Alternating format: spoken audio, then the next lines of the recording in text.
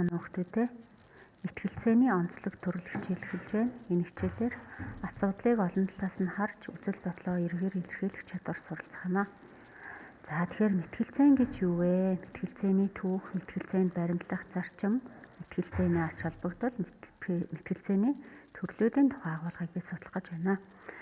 Эртний Грекийн ардчлалын нэг хэсэг байв. Апиен хотын иргэд хуулиа хэлэлцэж мэтгэлцдэг байсныг мэтгэлцээний их усүр гэж нэрлэдэг. За мэтгэлцээн гэдэг нь орчин үед боловсролын сургалт хэлбэрээр ихэвчлэн хэрэглэгддэг тодорхой сэдвийн талаар үнэн худал буруу хоёр талаас нь үндэслэл нотлохоотойгоор илтгэн мэтгэлцэж маргалдах арга барил юм аа. Монголчууд эрт дээр үеэс мэтгэлцээний арга барилыг дайралцаа үг хэмээн нэрлэж ирсэн. Мэтгэлцээн нь тодорхой дүрмтэй байдгаараа хилцүүлгээс ялгарна. За ерөнхийдөө хилцүүлгийг бодвол ялах болон тэмцэлдэх шинжтэй.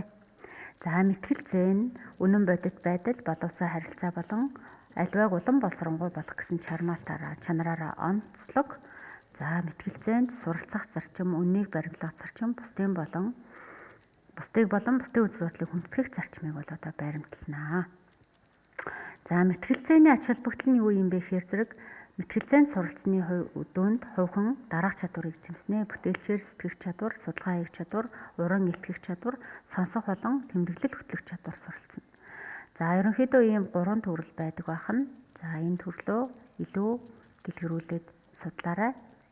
За дараагийн 7 хоногт ерөнхийдөө мэтгэлцэх учраас онлын ойлголтуудаа сайн уншаад за эдгээр сэдвийн дагуу судалгаа хийж материал цуглуулаарай. Тэгэхээр чамд аль сэдв нь очиж магадгүй учраас эдгээр сэдвүүдээс сонгоод баримтаа цуглуулаарай. Синхрон хичээлийнхаа сорилыг ажиллаарай. Баярлалаа.